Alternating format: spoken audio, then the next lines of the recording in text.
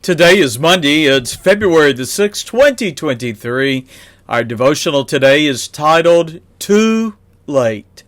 Our scripture reading, Genesis chapter 17 and chapter 18. Well, we begin with Genesis 17, and I'm going to subtitle this chapter, The Temptation to Settle for Second Best. Now, here we find God renewed his covenant promise to give Abram a son and heir. Now, in Genesis 15, we had read, Abraham believed in the Lord, chapter 15 and verse 6. Well, 13 years would pass. Now, when Abram was 99 years old and Sarah was 89 years old, God again rehearsed his covenant with Abram and reminded him in chapter 17 in verses 1 through 2, I am the Almighty, the El Shaddai, God. Walk before me. Be thou perfect. And I will make my covenant between me and thee, and will multiply thee, that is his seed, his lineage, exceedingly. Well, realizing a covenant is a binding agreement between two parties, Abram was bound by two responsibilities. Chapter 17 and verse 1 again. 1, walk before me. 2, be thou perfect. Now, to satisfy God's covenant expectations, Abram was to walk before the Lord and be conscious of God's abiding presence as a servant is aware of his master's supervision. So what was the perfection God commanded? Well, it was conformity to the will of the Lord. In other words, God expected Abram to be an upright man of integrity. Now in chapter 17 and verses 3 through 4, we find that Abram fell on his face and God talked with him, saying, As for me, behold, my covenant is with thee, with Abram, and thou shalt be a father of many nations. Now, as an assurance of his covenant, God honored Abram and changed his name to Abraham, meaning the father of a multitude, chapter 17 and verse 5. Now, we see another confirming sign of God's covenant was his command for Abraham and all the males of his household in verses 9 through 14 that they would all be circumcised. Now, while circumcision did not make a man a part of the covenant, it did serve as a physical reminder, an outward sign of a son's identification with God's covenant promise to Abraham and the sons of his lineage. Now, a third reminder is also found here, and that was God's covenant promise that would be fulfilled with Abraham's wife, Sarah. S-A-R-A-I, well, her name would become Sarah, S-A-R-A-H, meaning princess. For she was to be the mother of the heir of God's covenant promise. Well, in verses 15 through 17, when God announced that 90-year-old Sarah shall, quote, be a mother of nations, we read in verse 17 how Abraham fell upon his face and he laughed, and he said in his heart, Shall a child be born unto him that is 100 years old? And shall Sarah that is 90 years old bear a child, bear a son? Well, in that, Abraham betrayed his lack of faith and willingness to content himself with the less than God's best. For Abraham, in verse 18, protested and he suggested Ishmael. He should be his heir. Well, in verse 19, God, however, renewed his covenant with Abraham and stated Sarah would bear him a son and his name would be Isaac in verse 19.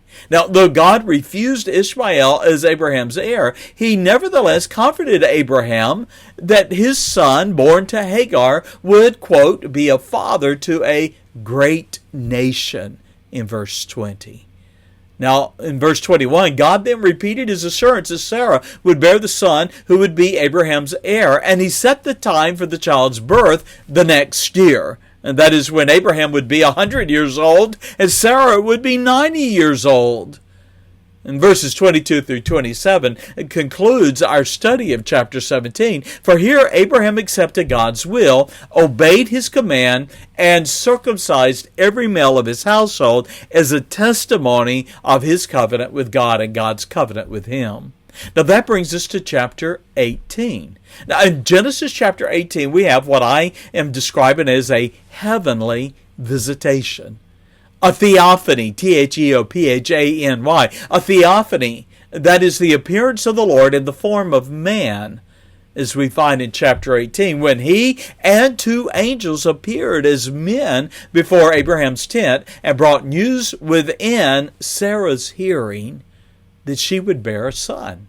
Now in chapter 18 and verse 12, as Abraham had, now Sarah laughed within herself at the thought that she, a woman waxed old, that is, beyond childbearing years, should bear Abraham's son. Now in verse 13, the Lord questioned Abraham, one of the three visitors, two were angels, and the Lord in the midst, and he asked, wherefore did Sarah laugh? Sarah was surprised that Abraham's visitor not only knew that she scoffed at the promise that she would bear a son in her old age, but also had laughed at the very thought of it. And so the Lord asked Abraham in verse 15, is anything too hard for the Lord? And then asserted that he would return when the promised son was born. Perhaps fearing the visitor who knew her thoughts, in verse 15, Sarah denied that she had laughed at the birth announcement, and the Lord then rebuked her for lying. You know, we're reminded God is omniscient. He knows all things. Now, Genesis 18 and verse 16 through 33, and I'm describing this as standing on the precipice of God's judgment. Now, the closing verses of Genesis 18 contain the fateful message that the cities of Sodom and Gomorrah were to be joined and destroyed for their wickedness, verses 20 through 22. Well, Abraham, knowing his nephew Lot and his family lived in Sodom, interceded that the Lord might spare that city. You find that in verses 23 through 33 of chapter 18. Now, Abraham entreated the Lord 6 times for his grace and mercy and requested that the cities be spared for the sake of the righteous souls who lived there. Now the Lord mercifully agreed when Abraham proposed that the city of Sodom be spared if only 10 righteous souls were found there. Now think about it. 10 righteous souls. Perhaps the size of Lot's family was enough to spare that city from destruction.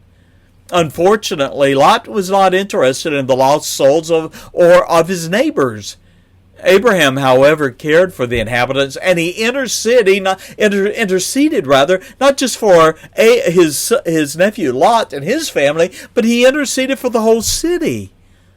Sodom, though, as we will see in chapter 19, was doomed when Lot failed to stir the hearts of his family members to flee before God's judgment. Well, we close with this. You and I, in an application, each of us has our own sphere of influence, a providential presence, if you would, among the souls of men and women and boys and girls. But of course, the fate of a whole city doesn't rest within your realm of influence. However, there are some souls that are influenced by your life and testimony. And so I encourage you, as I conclude today's study, for you to compare yourself to Abraham and Lot and consider which of the two you most resemble. Abraham, who had made a passionate intercession for the lost souls of Sodom, or Lot, who waited too late to plead for the souls of his children.